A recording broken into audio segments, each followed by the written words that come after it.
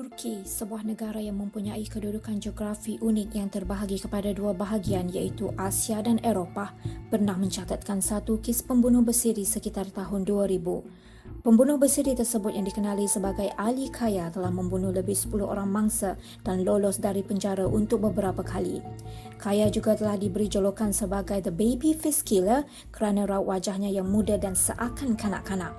Kaya dilahirkan di Gaziantep, satu daerah yang terletak di tenggara Turki dan berada dalam lingkungan 97 km dari sempadan Aleppo, Syria. Ketika zaman remaja, Kaya dilaporkan telah terlibat dengan banyak kes curi, pergaduhan dan serangan ganas. Kaya telah dimasukkan ke penjara di antara tahun 1995 sehingga 1997 dan telah dibebaskan sebelum berumur 19 tahun. Selepas keluar dari penjara, Kaya mula terlibat dengan jenayah pembunuhan. Kejadian ini bermula apabila Kaya yang pada waktu itu baru keluar dari penjara telah bekerja di sebuah pejabat hartanah milik pakciknya yang terletak di Alanya. Kaya didapati telah membunuh ketua di tempat kerjanya dan juga turut menikam mati pakciknya, Celal Kaya. Beliau telah ditangkap pihak polis dan telah dimasukkan ke penjara Silifke yang terletak di daerah Mersin Selatan, Turki. Selepas 5 tahun dimasukkan ke penjara, Kaya telah dibebaskan dengan kebebasan bersyarat atau parole. Sebaik keluar dari penjara, Kaya mendapat tahu bahawa ibunya telah dirogoh oleh seorang lelaki yang dikenali sebagai Zainal Abidin Gumus. Kaya telah bertindak menikam Zainal Abidin Gumus sehingga mati dan beliau sekali lagi ditangkap dan dimasukkan ke penjara El-Aziz. Semasa berada dalam tahanan, Kaya telah dihantar ke sebuah hospital untuk menjalani ujian psikiatri dan telah disahkan mengalami masalah claustrofobia, iaitu satu jenis fobia di mana seseorang memiliki rasa takut yang teramat terhadap tempat tertutup. Akhirnya, Kaya dibebaskan dan telah pulang ke Alanya.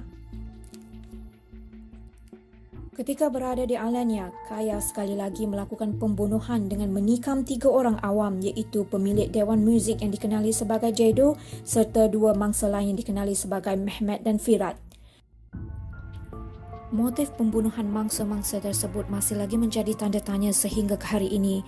Kaya ditangkap polis namun telah dibebaskan kerana memiliki laporan mengenai masalah mental yang dihidapinya. Kes pembunuhan yang dilakukan Kaya tidak terhenti di situ apabila dia sekali lagi telah membunuh 2 orang warden penjara Alanya iaitu Kemal Askakal dan Hasan Asgarolu ketika kedua-dua mangsa yang sedang berada di jalan raya menuju ke sesuatu tempat. Kaya telah dimasukkan ke Hospital Psikiatri Manisa dan dia telah didiagnosis menghidapi masalah kecelaruan identiti.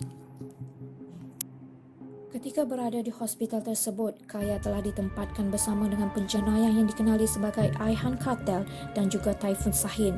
Menurut sumber, Ayhan Kartel telah melakukan keganasan merogoh serta membunuh kanak-kanak di sekitar bandar Izmir dan telah digelar sebagai Beast of Izmir. Kaya dan Tayfun Sahin telah membunuh Ayhan Kartel dengan mengelar. Pada tahun 2003, Kaya telah berjaya melarikan diri dari penjara namun telah berjaya ditangkap polis pada tahun 2004 ketika memandu dalam keadaan mencurigakan. Kaya didapati menggunakan kad pengenalan palsu yang didaftarkan di bawah nama Erdal Yilmaz. Ketika tangkapan dibuat, polis telah menjumpai satu nota yang tertulis beberapa nama yang dipercayai telah mendera Kaya sewaktu kecil dan dia dalam perjalanan untuk membalas dendam. Ketika disoal siasat, Kaya menyatakan bahawa dia ingin menyelamatkan masyarakat dari orang jahat. Kaya sekali lagi dimasukkan ke penjara dan telah dibebaskan pada Mac 2012. Sebaik dibebaskan, Kaya yang masih mempunyai dendam untuk membunuh mereka yang telah menderanya sewaktu kecil telah bertindak membunuh Mehmet Poyraz. Kaya dilaporkan telah menikam Poyraz yang pada ketika itu tinggal di Gaziantep pada 31 Mac 2012. Kaya telah berjaya melarikan diri namun akhirnya berjaya ditangkap pada November 2013 oleh Gendarmerie General Command setelah berlaku tembak-menembak. Untuk makluman, Gendarmerie General Command adalah pasukan yang bertanggungjawab untuk menjaga keselamatan awam di daerah-daerah yang berada di luar bidang kuasa pasukan polis. Kaya telah dimasukkan ke penjara Gaziantep namun telah berjaya melarikan diri dari penjara sekali lagi. Kaya lolos dari penjara pada 5 Januari 2015 dengan berjalan keluar dari penjara bersama pelawat-pelawat yang melawat ketika sesi lawatan dibuka. Kehilangan Kaya hanya diketahui pada sebelah petang ketika pemeriksaan fizikal tahanan dijalankan. Kaya telah berada di Adana dan Mersin yang merupakan sempadan Syria. Kaya telah membuat rancangan untuk melarikan diri ke sempadan Syria namun gagal dan telah bersembunyi di rumah kawannya. Pergerakan Kaya dapat dihidu pihak berkuasa apabila dia cuba melarikan diri pada 3 Mac 2014 setelah hampir 2 bulan melarikan diri dari penjara. Ketika ditangkap, Kaya didapati memiliki pistol dan senarai kematian 10 orang awam yang dipercayai telah mendera Kaya sewaktu kecil. Akhirnya, Kaya telah dihantar kembali ke penjara Gaziantep dan menjalani hukuman penjara sehingga ke saat ini.